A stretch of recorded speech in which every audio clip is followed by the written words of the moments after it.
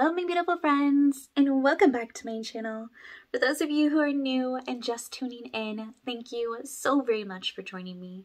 I am Gabrielle, a certified Reiki Master Teacher who specializes in Christ consciousness and energy. And I am very honored to have all of you who are tuning in right now, because today we are going to be diving into the different planes of existence, and we are going to be learning all about your aura. So if you are ready, let's go ahead and let's dive right in. We live in a universe propelled by electromagnetic energy and governed by its laws. All life forms within the universe reflect this. Our stars and planets are geomagnetic life forms. They all have a north pole and a south pole, with magnetic lines of force flowing between them. Our human bodies are biomagnetic life forms. They also conform to this bipolar magnetic field, with the top of our head reflecting the North Pole, and the soles of our feet acting as the South Pole. In a third-dimensional representation, these lines of force moving between our head and feet completely encompass the body within an etheric structure known as the tube torus. Now visualize this egg-shaped energetic field extending all around the entire physical human body. This is what we call your aura. Your aura is the intelligent consciousness or perspective of your being that connects you to your physical body. The physical body is surrounded by an egg-shaped auric field made of 7 layers. Each layer of your aura intertwines and interacts with the others. You can command your aura to come towards you, to expand outwards, take on different colors, release, cleanse, and even to protect oneself. It is a very adaptable field. It's important to understand that each layer of your aura is a body just as real and alive as the physical body. The first layer is your etheric body, which is the physical layer. Then you have the emotional body, which is the emotional layer. Then you move to your mental body, which is the mental layer. Now I want you to understand that each one of these layers are its own, but all 3 of these auric layers can be felt and manifested in the 3rd dimension. It's important to understand that these 3 layers of your aura are what connect you to the matrix world.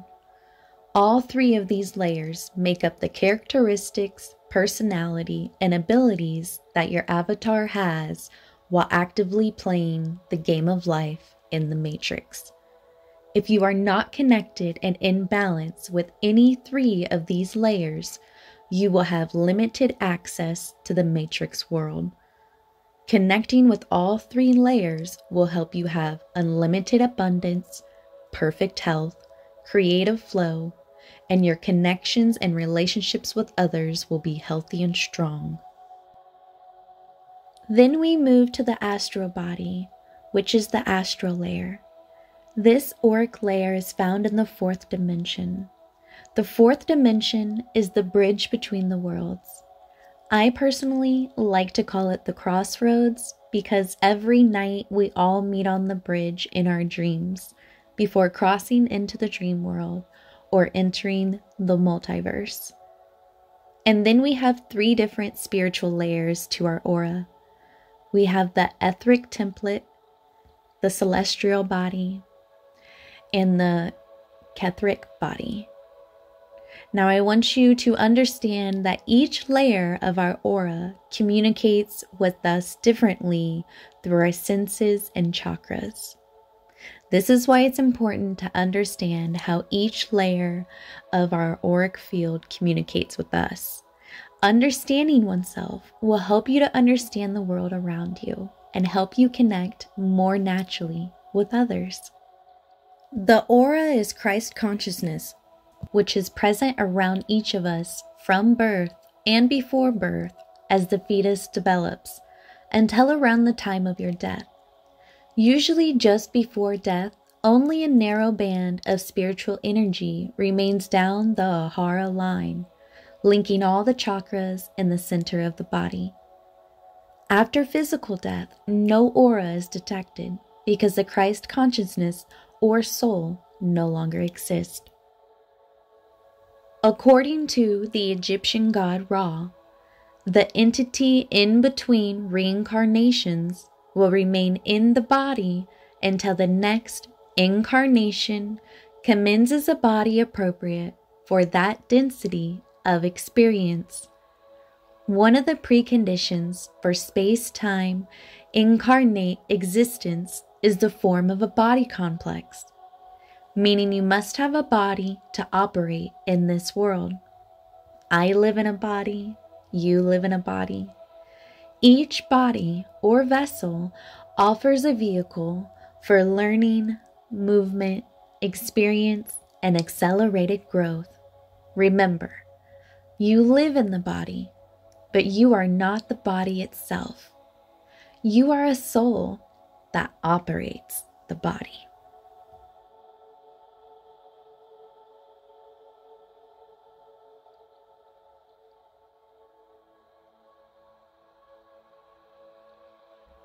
The 7 layers of the auric field exist throughout 3 planes of existence: the physical plane, the astral plane, and the spiritual plane. The physical plane is referred to the 3rd dimension and known as the physical world. This is the world we are physically in now. I like to call it the materialistic world. You may hear others refer to the planes of existence as different dimensions or worlds. Just like every spiritual tradition identifies the life force, they just refer to it as something different according to their beliefs. This would be the same when we start talking about the different realms of existence and dimensions. But it's important to understand that we are all still acknowledging the same thing. Now, the astral plane is known as the 4th dimension and sometimes referred to as the dream world. This is the realm you interact in when you go to sleep or any time you go into a meditative state of mind. Some people refer to this as the dream state. When you hit the REM cycle in sleep, this is when your mind goes into the dream state. Some people don't remember their dreams, and often this is because their 3rd eye and crown chakra are closed off. Then you have people who are lucid dreamers.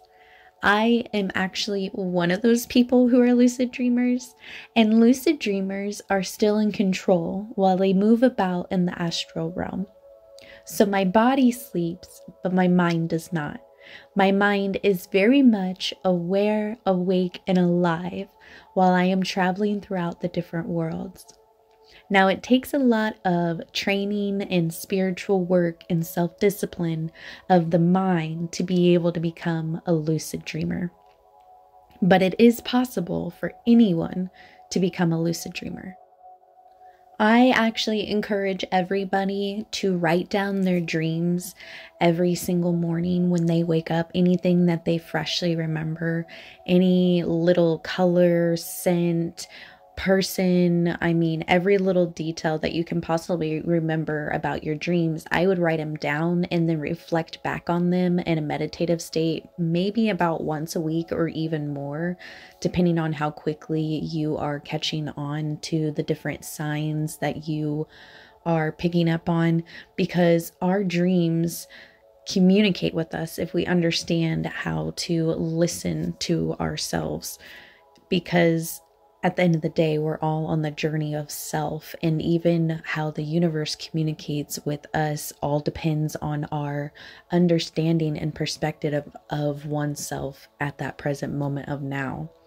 But in all reality, dreams are portals into different worlds, and it tells you not only a lot about yourself, but it tells you a lot deeper things going on in the world that we don't even consciously understand sometimes when we're awake. That's why we subconsciously understand this at a level that we only comprehend during our dream state.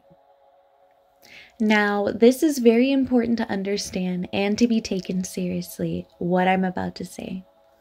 When you are interacting and moving through the different worlds, you must obey the divine law. It is found throughout all realms in the entire multiverse.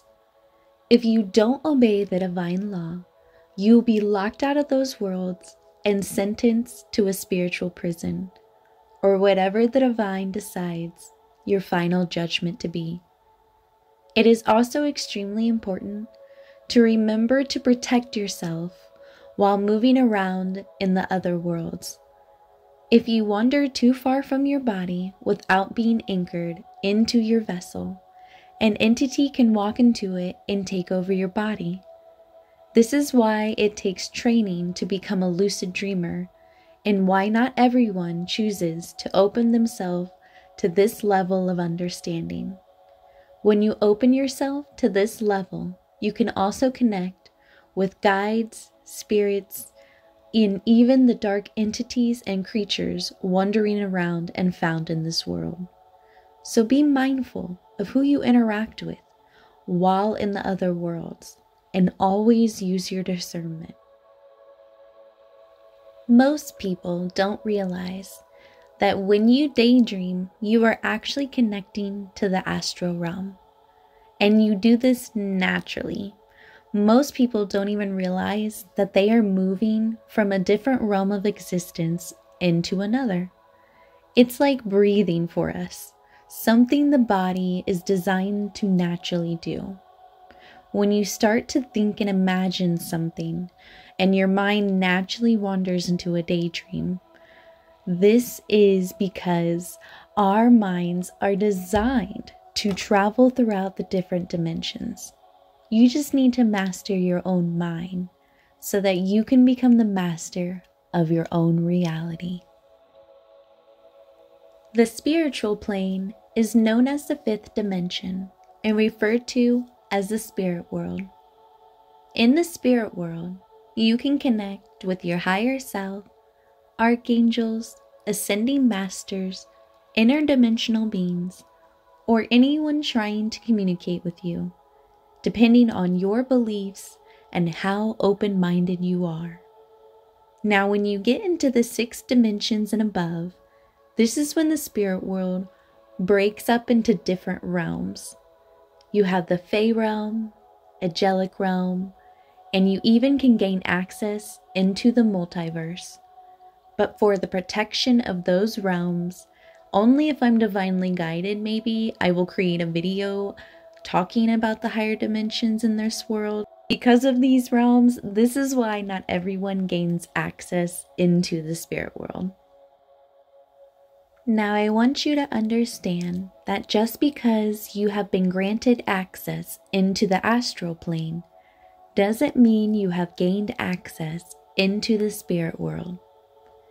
Yes, you are always connected to your higher self, but that doesn't mean you are interacting with your higher self. Some people listen to the intuition and are connected to their higher self in the spiritual world without having full access to the spirit world. If you want full access into the spirit world, you must go through God. There is no going around it. Now, we all refer to God as something different, and that is between you and God. Some refer to God as the divine, your higher self. Some call it the force of love. Some people call it the universe in general. But it is all about acknowledging that there is a force greater than you and who's in charge that you are co-creating with. You are not doing this alone. Now I want you to understand that you can alter the realms at any time by just your train of thought. This is how powerful your mind is. The minute you slow down your thoughts, you are able to leave your body through astral projection. Now, those of us who are lucid dreamers naturally astral project. And if you are on my level, you have mastered astral projection, and you can do it on command at any time, and you are in control and aware during your astral projections. Your mind truly is the greatest weapon that God has given you. You are only enslaved if you can't control your mind. You have to have self-discipline. When you free yourself from this realm, everything else is just a thought. Have you noticed that when meeting another person for the first time, you are instantly drawn to them? This could be evidence that both of your auras are vibrating in sympathetic resonance. The old saying, "We're all on the same wavelength," holds more truth than most realize. The same would be true when the presence of another makes you feel uneasy or uncomfortable. Perhaps the magnetic energies of your auras are repelling each other. It's important to become self-aware of how you feel around another. This is your body's way of communicating with you and telling you if you should stay around this person or perhaps protect yourself. Always listen to how your body feels. Thank you so very much for tuning in. Everybody have a blessed day.